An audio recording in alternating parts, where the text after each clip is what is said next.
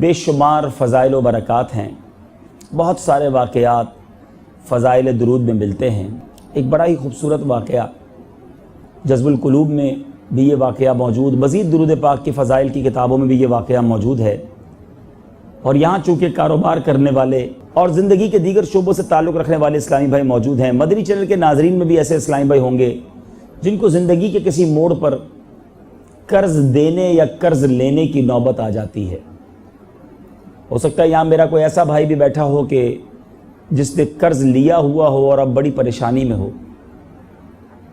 درود پاک کی فضیلتیں جیسے جیسے سنتے جاتے ہیں، پڑھتے جاتے ہیں، تو بعض اوقات عقل حیران ہو جاتی ہے کہ درود پاک کے کیسے کیسے فضائل ہیں، کتنی پریشانیوں کا حل درود پاک کے اندر موجود ہے۔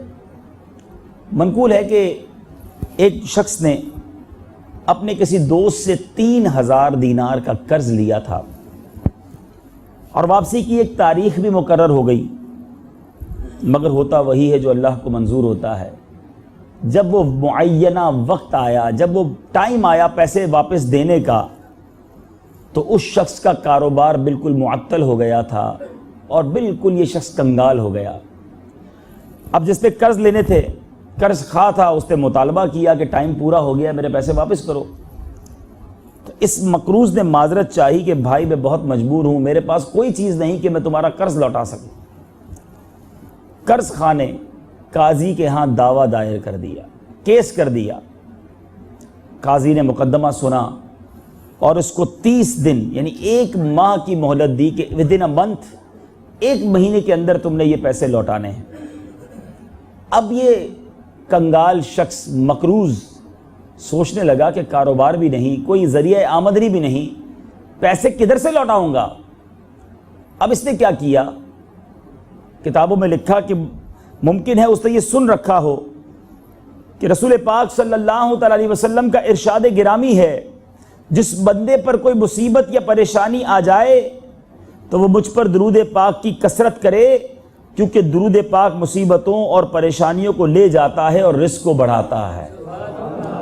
یعنی پریشانیوں کو، مصیبتوں کو درود پاک لے جاتا ہے اور رزق بڑھاتا ہے۔ کتنی خوبصورت حدیث پاک ہے۔ تو اس عاشق رسول نے سوچا کہ اور کوئی کام تو نہیں۔ اس نے کیا کیا، اس نے عاجزی اور زاری کے ساتھ مسجد کا ایک گوشہ سنبھالا اور صبح سے لے کر شام تک درود پاک پڑھنا شروع کر دیا۔ پڑھتے پڑھتے پڑھتے 27 دن گزر گئے، 27 دن گزر گئے، 28ویں رات آ گئی۔ اب جب رات کو سویا تو خواب میں دیکھتا ہے کہ کوئی کہنے والا کہہ رہا ہے کہ تم گھبراؤ نہیں، اللہ بڑا کارساز ہے، تمہارا کام ہو جائے گا، تم علی بن عیسیٰ وزیر کے پاس جاؤ اور جا کر اس سے کہو کہ تمہارا قرض ادا کر دے۔ یہ شخص اٹھا، اٹھنے کے بعد پہلے تو دل کو اطمینان ہوا کہ لگتا ہے کوئی سبیل بن رہی ہے، مگر پھر خیال آیا کہ علی بن عیسیٰ وزیر کو میں کیا کہوں گا جا کر کہ مجھے خواب میں آواز آئی ہے میرے پیسے دے دو، اس نے کیوں دینے میرے پیسے۔ اسی تذبذب میں، اسی سوچ و بچار میں 28واں دن بھی گزر گیا، 29ویں رات آ گئی۔ اب جو سویا تو آنکھیں تو بند ہوئیں، قسمت جاگ اٹھی۔ سرکار مدینہ صلی اللہ علیہ وسلم کی زیارت نصیب ہوتی ہے۔ میرے آقا خواب میں آ کر ارشاد فرماتے ہیں کہ علی بن عیسیٰ وزیر کے پاس جاؤ۔ اب آنکھ کھلی تو خوشی کی انتہا نہ تھی کہ کونین کے والی صلی اللہ علیہ وسلم کا دیدار ہو چکا ہے۔ مگر پھر دل میں خیال آیا کہ اگر میں علی بن عیسیٰ وزیر کے پاس گیا، اس کو جا کر کہوں گا کیا کہ نبی پاک علیہ السلام خواب میں آئے، آ کر بشارت دی اور میرا قرض ادا کر دو۔ اب اگر اس نے کوئی نشانی مانگی تو میں جواب کیا دوں گا؟ اس کو تو کوئی بھی آ کر کہہ سکتا ہے کہ مجھے زیارت ہوئی ہے۔ اسی سوچ و بچار میں 29واں دن بھی گزر گیا، 30ویں رات آ گئی، آخری رات، صبح پیش ہونا ہے عدالت میں۔ اب جو رات آئی پھر آنکھیں بند ہوئیں، قسمت پھر جاگ اٹھی۔ مدینے کے تاجدار رحمت عالمیان صلی اللہ علیہ وسلم پھر خواب میں تشریف لائے، تشریف لا کر فرمایا کہ علی بن عیسیٰ وزیر کے پاس جاؤ اور اسے یہ فرمان سنا دو۔ وہ عاشق رسول کہتا ہے فدا کا امی و ابی یا رسول اللہ، میرے ماں باپ آپ پر قربان، میں کوئی دلیل یا علامت یا پروف چاہتا ہوں، علی بن عیسیٰ کے پاس جاؤں گا، وہ اگر مجھ سے اس نے پوچھ لیا کہ کوئی دلیل ہے کہ تمہیں رسول پاک نے فرمایا ہے، تمہارے پاس کوئی نشانی ہے یا رسول اللہ صلی اللہ تعالیٰ علیہ وسلم، اس وقت میں کیا نشانی بتاؤں گا؟ نبی پاک صلی اللہ تعالیٰ علیہ وسلم نے جو میری عرض تھی اس کی تحسین فرمائی، اور اب فرمایا اب وزیر کے پاس جاؤ اور تم سے اگر وہ کوئی علامت مانگے، کوئی نشانی مانگے، تو اس کو کہنا کہ میری سچائی کی علامت یہ ہے کہ آپ نماز فجر کے بعد کسی کے ساتھ کلام کرنے سے پہلے 5000 درود پاک کا تحفہ دربار رسالت میں پیش کرتے ہو، جسے اللہ تعالیٰ اور کرامن کاتبین کے سوا اور کوئی نہیں جانتا۔ یہ وہ راز تھا جو پیارے آقا نے اسے عطا فرما دیا۔ اب یہ عاشق رسول صبح علی بن عیسیٰ کے پاس گیا اور کہا کہ میں آپ کے لیے پیغام لایا ہوں۔ کہا کس کا پیغام لائے ہو؟ کہا رسول پاک صلی اللہ تعالیٰ علیہ وسلم کا پیغام لایا۔ اسے کہا بتاؤ کیا پیغام لائے ہو؟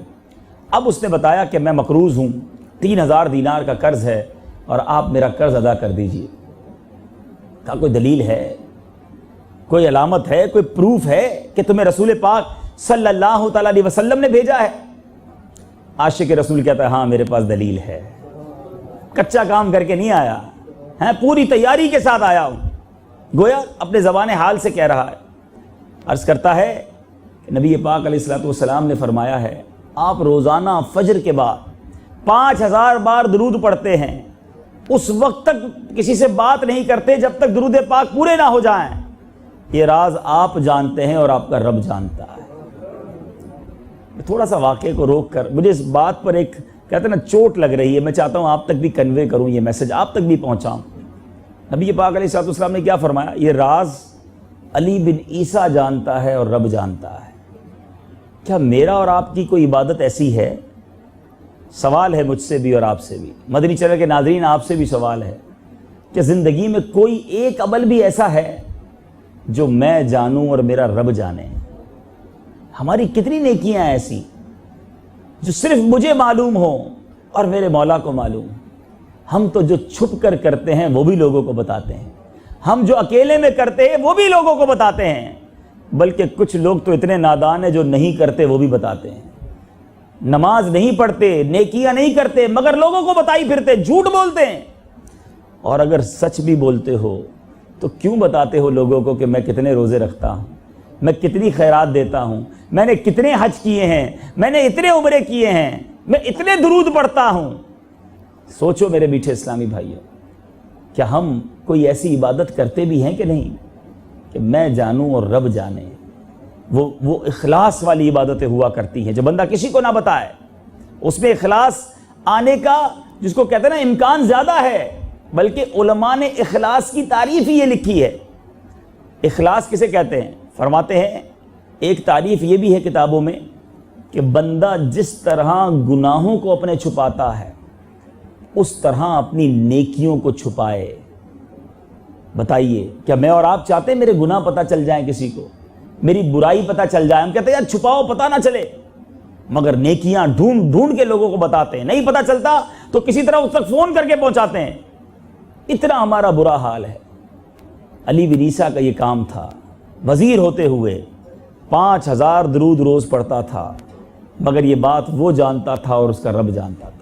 آقا علیہ الصلوۃ والسلام نے غیب کی خبر دیتے ہوئے بھیج دیا نا۔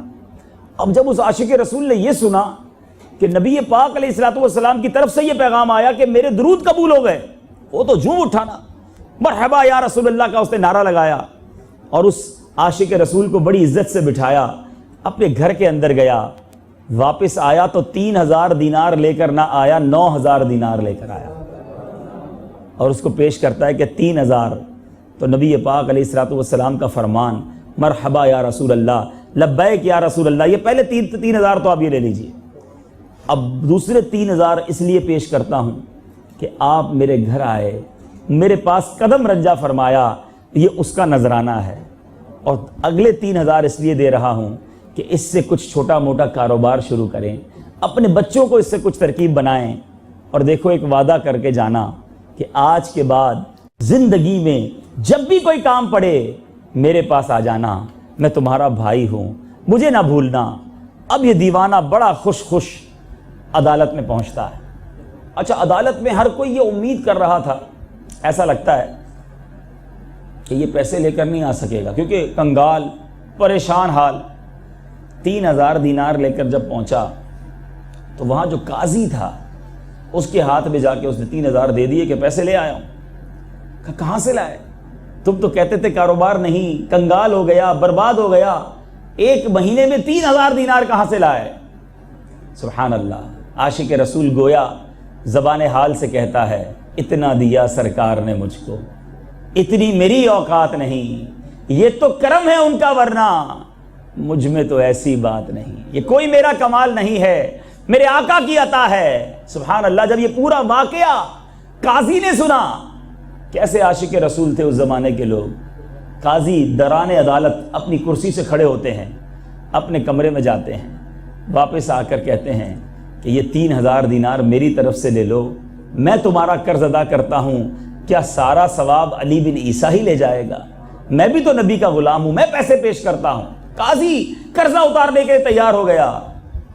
اب جس نے مقدمہ کیا تھا نا وہ بھی عاشق رسول ہے، کہتا ہے قلم اور کاغذ لائیے، ایسے شخص کے سے میں قرضہ مانگوں گا، میں اپنا قرضہ ہی اسے معاف کر دیتا ہوں۔ اب ذرا غور کریں، وہ شخص جو 3000 دینار کا تھوڑی دیر پہلے مقروض تھا، اب خوشی خوشی 12000 دینار لے کے گھر کو جا رہا ہے۔ اے میرے میٹھے اور پیارے اسلامی بھائیوں، یہ ہے درود پاک۔ اگر آپ میں سے کوئی کسی بھی پریشانی میں ہے، کسی بھی دکھ میں ہے، درود پاک دکھوں کو دور کرنے والا وظیفہ، درود پاک مصیبتوں کو حل کرنے والا وظیفہ، درود پاک آفتوں کو دور کرنے والا وظیفہ ہے۔ اگر آپ اپنی حفاظت چاہتے ہیں، اپنے بال بچوں کی حفاظت چاہتے ہیں، اپنے کاروبار کی حفاظت چاہتے ہیں، جتنا ہو سکے چلتے پھرتے اٹھتے بیٹھتے درود پاک کو اپنا معمول بنائیے۔ فضول باتوں میں آپ بہت وقت ضائع کرتے ہیں۔ ہمارے سندھ میں، بلوچستان میں، پتہ نہیں وہاں تو کہتے ہیں کچہری لگاؤ، پتہ نہیں یہاں کیا کہتے ہوں گے بلوچی میں، جو بھی آپ رات کچہری کہتے ہیں، کچہری لگاتے ہیں۔ اور کچہری میں کیا ہو رہا ہوتا ہے؟ فضول باتیں، ادھر کی ادھر کی، اس کی غیبت، وہ سیاست پر، پورے پاکستان کا نظام بیٹھ کے ایسا لگتا ہے ہم ہی بنا رہے ہوتے ہیں۔ تو اتنا وقت ضائع، حالانکہ اسی وقت میں اگر درود پڑھ لیا جائے، ذکر و اذکار کر لیا جائے، اللہ رسول کا نام لے لیا جائے تو کتنی فضیلتیں حاصل ہو جائیں گی۔ درود پاک کی فضیلت کتنی، روایتوں میں آتا ہے جو ایک بار درود پاک پڑھے اس پر 10 رحمتوں کا نزول ہوتا ہے، اس کے 10 گناہ مٹا دیے جاتے ہیں، اس کے 10 درجات بلند کر دیے جاتے ہیں، اس کے نامہ اعمال میں 10 نیکیاں لکھ دی جاتی ہیں۔ اب 1-2 گھنٹے کی کچہری لگائی، اگر اسی کی بجائے آدھا گھنٹہ درود پڑھ لیا، آدھا گھنٹہ اللہ کا نام لے لیا، ذکر کر لیا، سوچے کتنا ثواب۔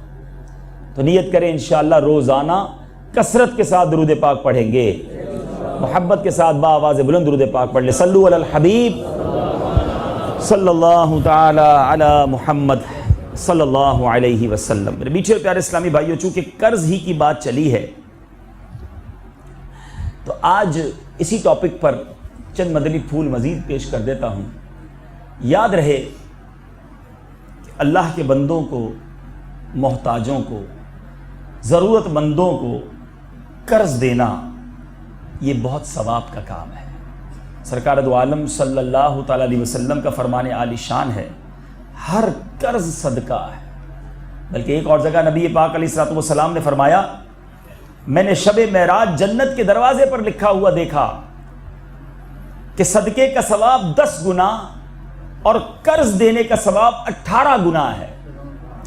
چنانچہ میں نے جبرائیل سے پوچھا کہ قرض کے صدقے سے افضل ہونے کی کیا وجہ ہے، صدقے سے زیادہ افضل قرض دینا؟ جبریل امین نے بتایا کہ صدقہ تو وہ بھی مانگ لیتا ہے جو محتاج نہ ہو، مگر قرض مانگنے والا حاجت اور ضرورت کے بغیر قرض نہیں مانگتا۔ بھکاری تو بہت سارے لوگ بن جاتے ہیں، پیسے ہوتے ہوئے بھی مانگ رہے ہوتے ہیں، مگر عموماً قرض وہ مانگتا ہے جو حاجت مند ہوتا ہے۔ ایک اور جگہ مدینے والے آقا علیہ الصلوۃ والسلام نے فرمایا، ایک شخص نے کبھی کوئی نیکی کا کام نہ کیا تھا، ہاں البتہ وہ لوگوں کو قرض دیا کرتا اور اپنے نوکروں سے کہتا کہ مقروض خوشحال ہو تو اس سے قرض لے لینا اور تنگ دست ہو تو مت لینا، اور رعایت دے دینا، تھوڑا ٹائم دے دینا، اے کاش ہمارا رب عز و جل بھی ہم سے درگزر فرمائے۔ چنانچہ جب اس نے اس جہان فانی سے کوچ کیا اور اللہ عز و جل نے اس سے دریافت فرمایا، کیا تو نے کبھی کوئی نیکی کی ہے؟ اس نے عرض کی نہیں، گناہ گار تھا، مگر عرض کرتا ہے مولا ایک بات ہے، میں لوگوں کو قرض دیا کرتا، اور جب اپنے خادم کو قرض کی وصولی کے لیے بھیجتا تھا تو اسے کہتا تھا کہ خوشحال سے تو لے لینا، مگر کوئی اگر تنگ دست ہو تو اس سے مت لینا، بلکہ تھوڑا وقت دے دینا، درگزر کرنا۔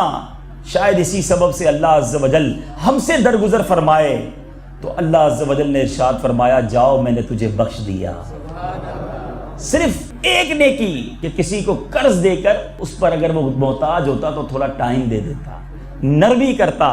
آج اول تو کوئی کسی کو قرض دیتا نہیں، اور اگر دے دے تو اب اس کے بدلے میں سود دیتے ہیں، اس کے بدلے میں اس پر جناب اتنا بار ڈال دیتے ہیں کہ اگلا قرضے کے بوجھ میں دبتا چلا جاتا ہے۔ اور اگر اب وہ تھوڑی سی مہلت مانگ لے، تھوڑے دن مانگ لے، تو جناب لڑائی جھگڑے مار کٹائی تک نوبت پہنچ جاتی ہے۔ یقیناً قرض لینے والے کو حق ہے کہ وقت پر اپنا قرض لے لے، لیکن اگر سامنے والا مجبور ہے، تھوڑا وقت دینے سے آپ کا کچھ نہیں جائے گا، مگر کس قدر اجر و ثواب ملے گا وہ آپ نے سنا۔ ہمارے امام اعظم ابو حنیفہ رضی اللہ تعالیٰ عنہ، غور کیجئے، کروڑوں حنفیوں کے پیشوا ہیں، آپ کا انداز کیا تھا؟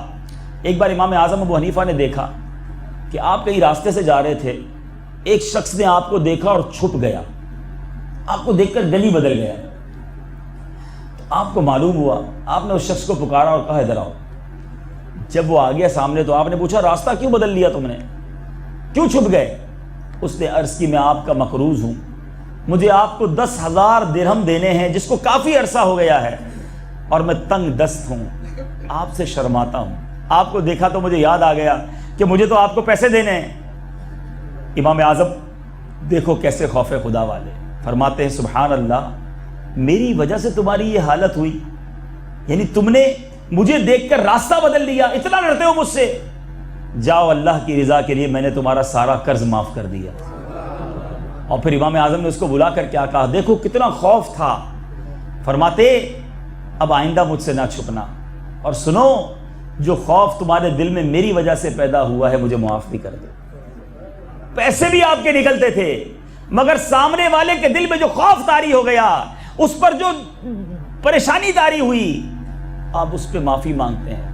یہاں ایک تو قرض وصول کرنے کا انداز کتنا نرم ہونا چاہیے یہ بھی پتہ چل رہا ہے، وہاں یہ بات بھی پتہ چل رہی ہے کہ ہمارے بزرگوں کے دلوں میں کتنا خوف ہوتا تھا کہ کسی مسلمان کو ہم سے خوف نہ لگے، ڈر نہ لگے، کوئی ہماری وجہ سے پریشان نہ ہو۔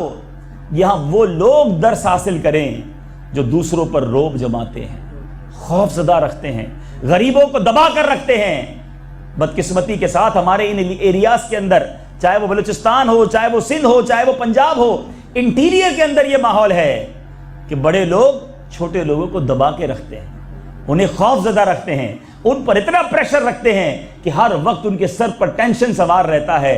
اے دوسروں کو خوف میں مبتلا کرنے والوں، اے دوسروں پر روب جمانے والوں، اے مسلمانوں کو تکلیف پہنچانے والوں، سوچو کہیں ایسا نہ ہو کہ کل قیامت کے دن اس کا جواب دینا پڑے۔ ہمارے بزرگان دین اپنے پیسے نکلتے تھے، لیکن دیکھا کہ بندہ مجھ سے ڈر گیا، اللہ کا بندہ ہو کر میری وجہ سے خوف زدہ ہو گیا، فرمایا بھائی مجھے معاف بھی کر دو، میں نے تمہارا قرض بھی معاف کر دیا۔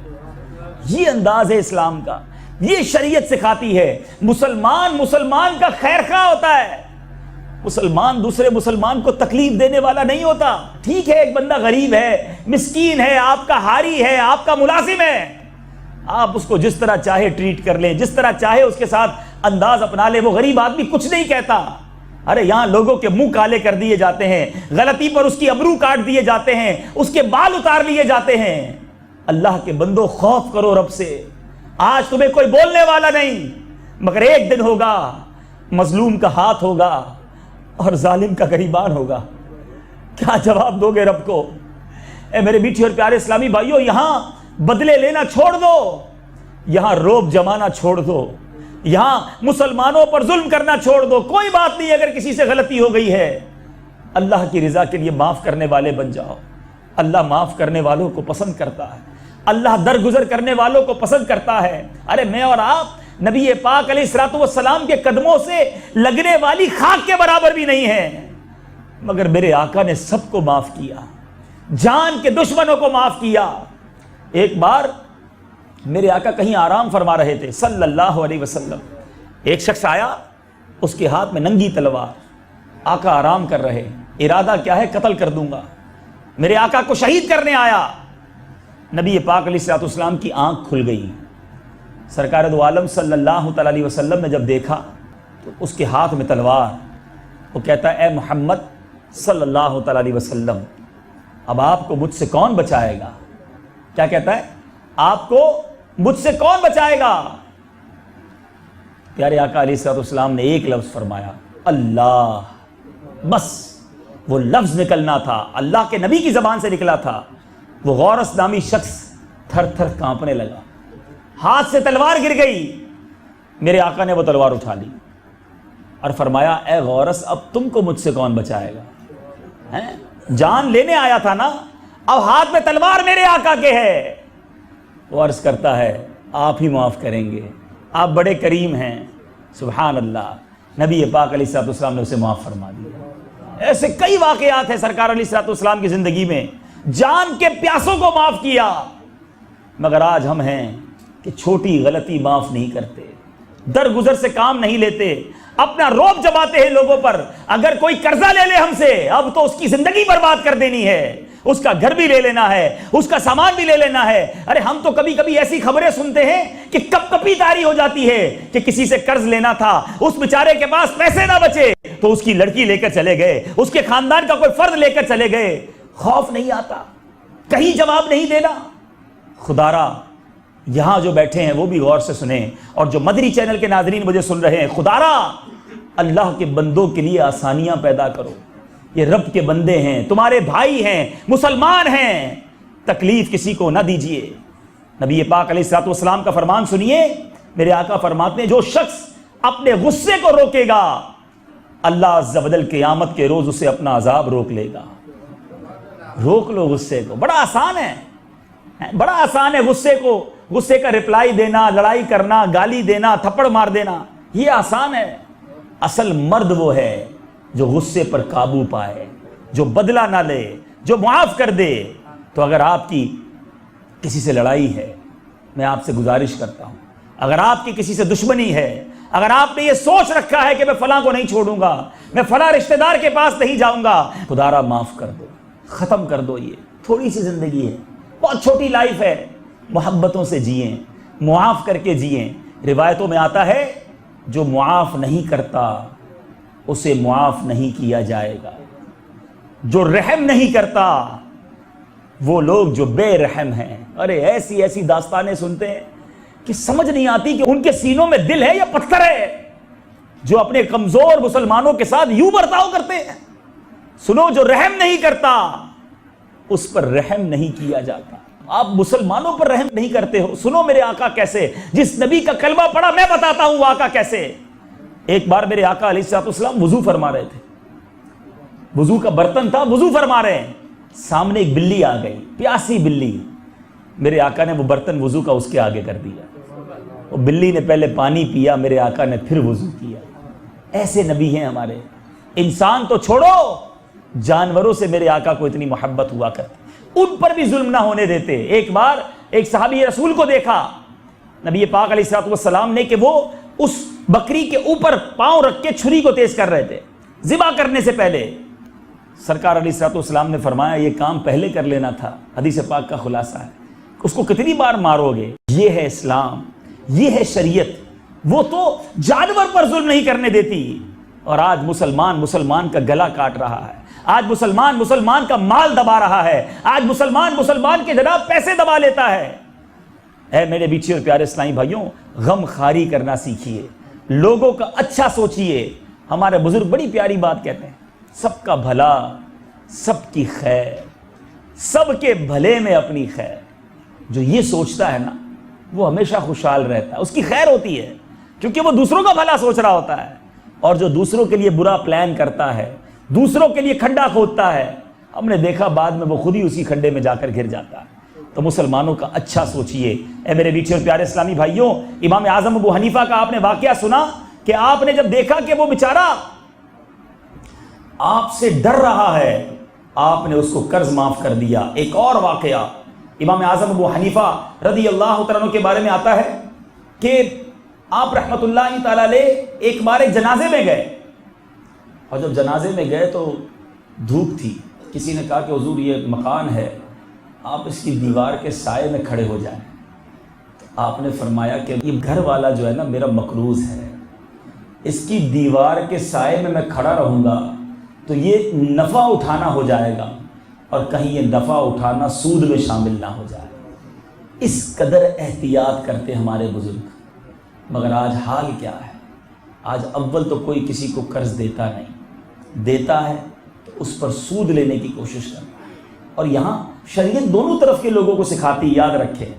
قرض دینے والوں کو بھی بتایا گیا کہ قرض دو بڑا ثواب، قرض لینے والوں کو بھی سمجھایا گیا کہ قرض لو تو کس نیت سے لو، دینے کی نیت ہو.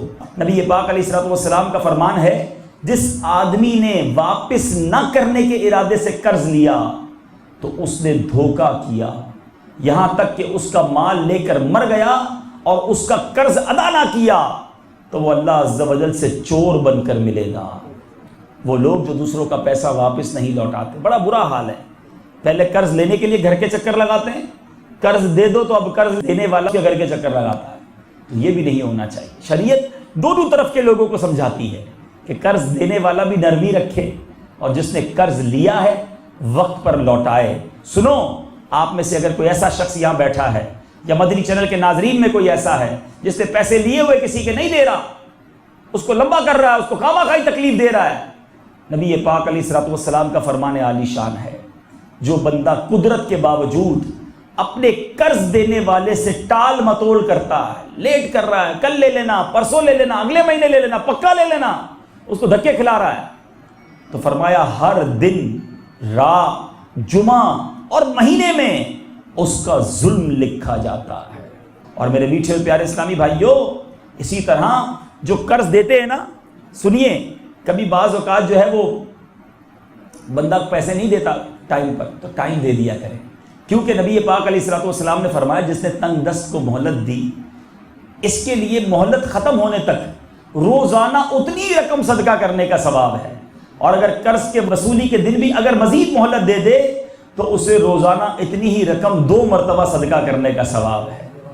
یہ کیا ہوا؟ مثال کے طور پہ آپ نے کسی کو 1 لاکھ روپے قرضہ دیا، اس نے کہا 1 مہینے میں دے دوں گا، مہینہ پورا ہو گیا، اب وہ کہتا ہے 15 دن اور دے دو. آپ نے دیکھا ضرورت مند ہے، آپ نے کہا ٹھیک ہے، اب روزانہ 1 لاکھ روپے صدقہ کرنے کا ثواب ملے گا. اتنے پیسے تو ہم صدقہ نہیں کر سکتے، روزانہ 1 لاکھ، 15 دن ہو گئے، دن آ گیا لینے کا، کہتا ہے 5 دن اور دے دو. آپ نے دیکھا واقعی مجبور ہے، 5 دن اور دے دیں. اب فرمایا اب روزانہ ڈبل، یعنی 2 لاکھ صدقہ کرنے کا ثواب ملے گا. تو یہ بھی ایک اچھا طریقہ ہے کہ انسان مسلمان کو مہلت دے اور یہ ثواب لوٹتا چلا جائے. لیکن بہرحال دونوں طرف کے لوگوں کو یہ سوچنا چاہیے اور یاد رہے، ہو سکتا ہے یہاں کوئی مقروض بیٹھے ہوں تو نیت پکی ہونی چاہیے. پہلے بندہ سوچے کہ میرے پاس اگر کچھ ایسا سامان ہے، بعض اوقات لوگ کہتے ہیں یار قرضہ اس لیے نہیں لوٹا رہا کہ میرے پاس پیسے نہیں ہیں، لیکن زمینیں پڑی ہوتی ہیں، مکان پڑے ہوئے ہوتے ہیں، گاڑیاں ہوتی ہیں، بندہ بولتا ہے پیسے نہیں ہیں. آپ وہ سامان بیچیں، وہ زمینیں بیچیں اور قرض لوٹائیں، نیت پکی کرو. اور اگر پھر بھی کچھ نہیں ہے تو اللہ سے مدد مانگو. رسول پاک صلی اللہ تعالیٰ علیہ وسلم نے فرمایا اللہ عز و جل اس قوم کو پاک نہیں کرتا جس کا کمزور طاقتور سے پریشان ہوئے بغیر اپنا حق وصول نہیں کر سکتا. مزید ارشاد فرمایا جو قرض دینے والے سے اس حال میں جدا ہو کہ وہ اس سے راضی تھا، یعنی وقت پر لوٹا دے یا اسے مطمئن کر دے، تو اس کے لیے زمین کے چوپائے اور پانی کی مچھلیاں دعا کرتی ہیں. قرض لوٹانے کی نیت ہو، اس کو راضی کرے بندہ. اے میرے میٹھے اسلامی بھائیوں، اگر مقروض ہیں تو لیٹ نہ کرے، جلدی اتار دے. کیونکہ ایک آپ کو روایت یاد ہوگی، ایک بار نبی پاک علیہ الصلوۃ والسلام کے پاس یہ پیغام آیا کہ حضور ایک شخص کا انتقال ہو گیا ہے، آپ جنازہ پڑھانے چلے. پیارے آقا علیہ الصلوۃ والسلام نے کچھ اس طرح ارشاد فرمایا کیا اس پر کوئی قرض ہے؟ صحابی نے کہا یا رسول اللہ قرض ہے. فرمایا میں اس کی نماز جنازہ نہیں پڑھوں گا. سوچیے، نماز جنازہ پڑھانے سے انکار فرمایا کہ یہ قرض لے کر کیسے مرا. کہیں ایسا نہ ہو کہ ہمارے اوپر کسی کا آتا ہو اور ہم جناب دنیا سے چلے جائیں. اور وہ لوگ جو مال دبا لیتے ہیں، زمینیں دبا لیتے ہیں، ٹھیک ہے آج آپ سے کوئی وصول نہیں کر سکتا، امام اہل سنت فرماتے ہیں جو کسی کے 3 پیسے، سنیے صرف 3 پیسے جان بوجھ کر دبا لے، نہ حق دبا لے، قیامت کے دن اسے 700 مقبول با جماعت نمازیں دینی پڑ جائیں گی۔ 3 پیسوں کے بدلے جو لاکھوں روپے ہڑپ کر کے بیٹھے ہیں، جو کروڑوں روپے کی جائیدادیں ہڑپ کر کے بیٹھے ہیں، جو ورثہ کا مال نہیں دیتے، وہ سوچیں قیامت کے دن کدھر جائیں گے؟ 700 نمازیں ہوں گی تو دوں گے مقبول، اور وہ تو 3 پیسے کے بدلے لاکھوں کروڑوں روپے کا حساب کیسے دیا جائے؟ فوراً جا کر دے دیں، نہیں ہے اس سے وقت لے، ناراض نہ کرے۔ لوگ فون ہی نہیں اٹھاتے، ملاقات ہی نہیں کرتے، وہ ڈھونڈتا رہتا ہے بیچارہ۔ ارے اگر آپ کے پاس نہیں، اس کو فیس تو کرے نا، اس سے ملاقات تو کرے، اس کو بتائیں میں کوشش کر رہا ہوں، میرے پاس یہ کچھ ہے، بولو تو یہ بھی دے دیتا ہوں، اور اگر وقت دے دو تو تمہاری مہربانی، پیش کر دیں اپنے آپ کو اس کے سامنے۔ بھاگے نا، آج بندے سے بھاگ رہے ہو، کل رب کی بارگاہ میں وہ کھڑا ہو جائے گا، مولا میرا حق دلا۔ اس دن وہ فیصلہ کرنے والا مالک آپ کی نیکیاں اس کے نامہ اعمال میں نہ دے دے، اس کے گناہ آپ کے سر پر نہ ڈال دیے جائیں، اس دن کیا کرو گے؟ اے میرے میٹھے اسلامی بھائی، قرض دینے اور قرض لینے کے کچھ آداب میں نے پیش کیے، لیکن مسئلہ یہ ہے کہ آج قرض دیتے لوگ بہت شوق سے ہیں، ہم سے لے لو بھائی، گاڑی چاہیے ہم سے لے لو، شادی کے لیے ہم سے قرض لے لو، دکان بنانی ہے ہم سے لے لو، گھر ہم سے بنا لو، پھر اس کے اتنا سود لیں گے۔ توبہ توبہ توبہ، یاد رہے ہر وہ قرض جس سے نفع لیا جائے وہ سود ہے، قرض پر نفع نہیں لیا جا سکتا، مگر آج یہ عام ہے اور بڑا اس کو لوگ کچھ سمجھتے ہی نہیں ہیں۔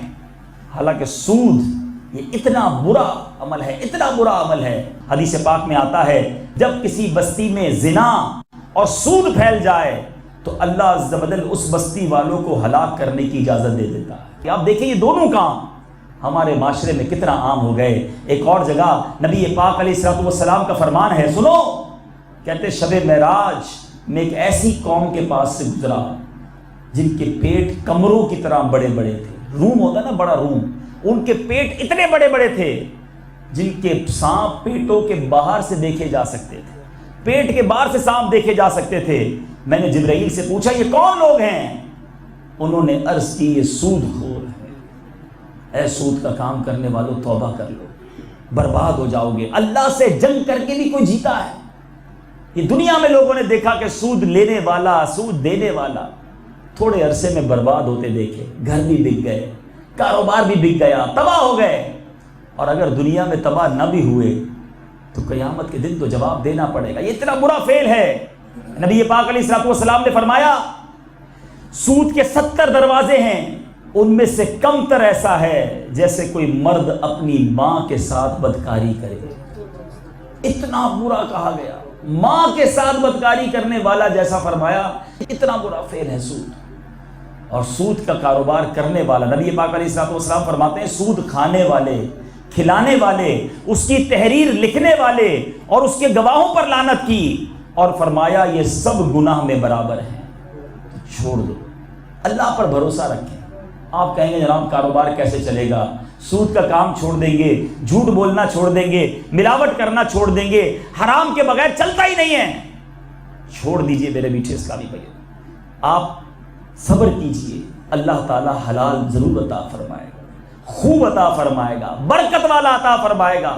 قرآن مجید فرقان حمید میں اللہ تعالیٰ خود ارشاد فرماتا ہے وَمَن يَتَّقِ اللَّهَ يَجْعَلْ لَهُ مَخْرَجًا وَيَرْزُقْهُ مِنْ حَيْثُ لَا يَحْتَسِبُ وَمَن يَتَوَكَّلْ عَلَى اللَّهِ فَهُوَ حَسْبُهُ۔ ترجمہ کنز الایمان، اور جو اللہ سے ڈرے اللہ اس کے لیے نجات کی راہ نکال دے گا۔ اللہ کی رسی تو تھامو نا، نجات کی راہ رب نے خود نکالنی ہے، اور اسے وہاں سے روزی دے گا جہاں سے اس کا گمان بھی نہ ہوگا، سوچ بھی نہیں ہوگی، ادھر سے روزی آنی ہے۔ اور فرمایا جو اللہ پر بھروسہ کرے وہ اسے کافی ہے۔ بھروسہ کرے اپنے رب پر، یقین رکھیں اپنے مالک پر، حرام کی طرف نہ جائیں۔ پھنس جاتے ہیں بعض اوقات کچھ ہمارے بھائی، کہتے ہیں جناب کاروبار کرنے کے لیے جھوٹ بولنا پڑتا ہے، مارکیٹ کا ساتھ دینے کے لیے ملاوٹ کرنی پڑتی ہے، کچھ نہ کچھ تو ڈنڈی مارنی پڑتی ہے، سیدھا کام کرو تو پیسے ملتے نہیں ہیں۔ اے میرے میٹھے اسلامی بھائیوں، میں آپ سے ہی سوال کرتا ہوں، آپ جھوٹ بول رہے ہیں، آپ ملاوٹ کر رہے ہیں، آپ سود کا کام کر رہے ہیں، آپ اللہ کو ناراض کر رہے ہیں، پھر بھی روزی مل رہی ہے۔ ارے جب راضی کرو گے تو کیا وہ رزق دینے والا روزی روک لے گا؟ وہ اور عطا فرمائے گا، وہ غیب کے خزانوں سے دے گا۔ خدا را اپنی ان عادتوں سے باز آ جائیے۔ اور ایک بات تو بچپن سے سنتے آ رہے ہیں نا، دانے دانے پہ لکھا ہے کھانے والے کا نام۔ یاد رکھیں جو میرے نصیب میں ہے وہ کوئی چھین نہیں سکتا، اور جو میرے نصیب میں نہیں وہ کوئی دے نہیں سکتا۔ یہ بٹھا لیں اپنے دماغ میں، جو آپ کے مقدر میں لکھا ہے وہ مل کر رہنا ہے، تو پھر کس بات کی جلدی ہے، کس بات کی ریس لگی ہوئی ہے؟ ارے ان چیز کے پیچھے بھاگنے لگ گئے جو اللہ نے گارنٹی دی ہے، میرا اور آپ کا رزق مجھے مل کر رہنا ہے۔ ہم اس کے پیچھے صبح سے شام تک پریشان ہیں، پاگل ہوئے ہیں، اور جس کا وعدہ نہیں اس کی ٹینشن ہی کسی کو نہیں ہے۔ مغفرت تو نہیں پتہ ہونی ہے کہ نہیں ہونی، اس کا تو کوئی وعدہ نہیں، ہمیں کوشش کرنی پڑے گی نا، کوشش اس کے لیے کرے۔ کاروبار کے لیے پریشان پھرتے ہیں اور اس میں حرام کی طرف چلے جاتے ہیں، اور جب کسی سے زیادہ بات کرو تو کہتا ہے جناب کیا کروں، گھر والوں کے لیے کرنا پڑتا ہے، میں اپنے لیے تھوڑی کر رہا ہوں، میں تو بچوں کے لیے کر رہا ہوں، بچوں کی خوشنودی کے لیے کر رہا ہوں۔ سنو قیامت کے دن کیا ہونا ہے۔ نبی پاک علیہ الصلوۃ والسلام فرماتے ہیں لوگوں پر ایک زمانہ ایسا آئے گا کہ مومن کو اپنا دین بچانے کے لیے ایک پہاڑ سے دوسرے پہاڑ، ایک غار سے دوسرے غار کی طرف بھاگنا پڑے گا، اور اس وقت روزی اللہ عز و جل کی ناراضگی ہی سے حاصل کی جائے گی۔ پھر جب ایسا زمانہ آ جائے گا تو آدمی اپنے بیوی بچوں کے ہاتھوں ہلاک ہوگا۔ آقا فرما رہے ہیں بیوی بچے نہ ہوئے تو اپنے والدین کے ہاتھوں ہلاک ہوگا، والدین نہ ہوں تو رشتہ داروں اور پڑوسیوں کے ہاتھوں ہلاک ہوگا۔ صحابہ کرام نے عرض کی یا رسول اللہ صلی اللہ تعالیٰ علیہ وسلم وہ کیسے، یعنی اپنے ماں باپ اپنے بچوں کے ہاتھوں کیسے ہلاک ہوگا؟ پیارے آقا علیہ الصلوۃ والسلام نے فرمایا وہ اسے تنگ دستی پر عار دلائیں گے، شرم دلائیں گے۔ گھر والے کہتے ہیں نا تم نے کمایا ہی کیا ہے، برابر والے کو دیکھو اتنی بڑی گاڑی بھی لے لی، وہ فلاں خاندان والے کو دیکھو اس نے تو کتنا بڑا گھر بنا لیا، اس نے اتنی بڑی زمینیں کر لی، اتنا سال ہو گئے تم تو کبھی ہمیں باہر بھی لے کر نہیں گئے۔ گھر والے عار دلائیں گے، شرم دلائیں گے، اسے جوش دلائیں گے۔ نبی یہ پاک فرماتے ہیں اب وہ اپنے آپ کو ہلاکت میں ڈالنے والے کاموں میں مصروف کر دے گا، اب حرام کمائے گا کہ اب گھر والے شرم دلا رہے ہیں، تانے دے رہے ہیں، تو اب فرمایا گویا انہی کے ہاتھوں ہلاک ہوگا۔ کتنا بد نصیب ہے وہ شخص کہ جو اپنے بچوں کو خوش کرنے کے لیے اپنے رب کو ناراض کر دیتا ہے، اپنے فیملی کو خوش کرنے کے لیے اپنے مالک سے دشمنی لے لیتا ہے، سود کا کاروبار کرنے لگ جاتا ہے، ملاوٹ کا کاروبار کرنے لگ جاتا ہے، دھوکہ دینے لگ جاتا ہے۔ اے میرے کاروباری بھائیوں ذرا غور کرو، چند سکوں کی خاطر آج ہم کدھر چلے گئے، کس چیز میں ملاوٹ ہو رہی ہے۔ اب جب سنتے ہیں تو عقل حیران ہو جاتی ہے کہ کھانے پینے کی چیزوں میں ملاوٹ، اناج میں ملاوٹ، آج کل بتایا دوائیوں میں ملاوٹ۔ سوچئے تو صحیح، مرنا نہیں ہے، دوائی جس سے جان بچائی جاتی ہے اس میں بھی ملاوٹ۔ پچھلے دنوں کسی نے بتایا کہ جو بلڈ خون لگتا ہے اس خون میں ملاوٹ ہونے لگ گئی چند سکوں کی خاطر۔ ان لوگوں کو مرنا نہیں، اللہ کو جواب نہیں دینا، یہ چند سکے کہاں لے جاؤ گے؟ سوچئے میرے میٹھے اسلامی بھائیوں، آج حال یہ ہو گیا کہ میڈ ان پاکستان اگر کوئی چیز ملتی ہے تو میں اور آپ بھی نہیں خریدتے، ڈر لگ رہا ہوتا ہے سچا ہے کہ نہیں ہے، وہ چیز اندر ہے بھی کہ نہیں، کس نے حال کیا؟ یہ میں نے اور آپ نے یہ حال کیا۔ ہم سچے ہوتے، ایماندار ہوتے، میرے آقا کی تعلیمات پر عمل کرنے والے ہوتے، ارے اسلام تو یہ نہیں سکھاتا، یہ حال کر دیا ہم نے ہمارے مسلمان ملک کا کہ آج ہماری چیز خریدنے کے لیے لوگ تیار نہیں۔ ہونا تو یہ چاہیے تھا دنیا میں کہیں بھی میڈ ان پاکستان لکھا ہوا ملتا، لوگ کہتے یہ مسلمانوں کے ملک سے آئی ہے، جو کہا ہے سچ کہا ہوگا، ان کی پروڈکٹ خرید لو۔ مگر آج جھوٹ، ملاوٹ، خدا را ایسا نہ کیجیے، یہ بربادی ہے۔ اور جو بات ہوئی بچوں کی وجہ سے ہلاک ہونے والی، بچوں کی تربیت میں نے اور آپ نے کرنی ہے۔ اگر کسی کے گھر والے تانے دیتے ہیں تو ان گھر والوں سے بھی میں گزارش کرتا ہوں، سنو، کبھی اپنے شوہر کو، کبھی اپنے بھائی کو، کبھی اپنے بچوں کو، اے گھر کی اسلامی بہنوں یہ تانا مت دینا کہ تم نے کیا کیا ہے، کہیں سے بھی لاؤ، چاہے چوری کرو، ڈاکہ کرو، مجھے سونے کا سیٹ چاہیے، مجھے یہ والے کپڑے سلوانے ہیں، میں نے اپنے گھر میں یہ فرنیچر لگانا ہے، یہ مت کہنا، ورنہ قیامت کے دن اس حرام کھانے کی وجہ سے تمہیں بھی جواب دینا پڑے گا۔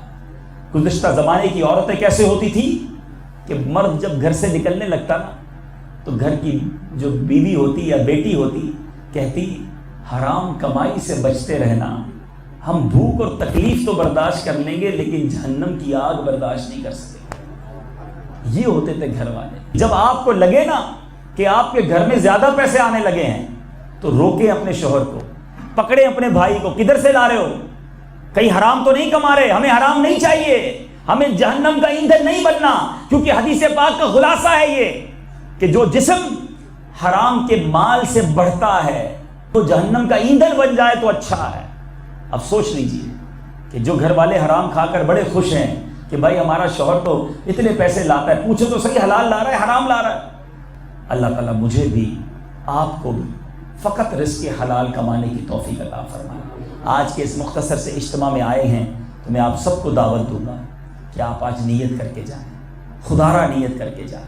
کاروبار کرنے والے ہیں، مختلف یہاں پر طبقات کے لوگ ہیں کہ ہم کبھی بھی حرام روزی کے قریب نہیں جائیں گے۔ اللہ رب العزت انشاءاللہ آپ کے اس قدم کے صدقے آپ کی مشکلیں آسان کر دے گا، آپ کی پریشانیاں دور فرمائے گا۔ اللہ تعالیٰ سے دعا ہے رب کریم ہمیں معاف کرنے والا بنا دے، ہمیں درگزر کرنے والا بنا دے۔ صلو علی الحبیب صلی اللہ تعالی علی محمد صلی اللہ علیہ وسلم۔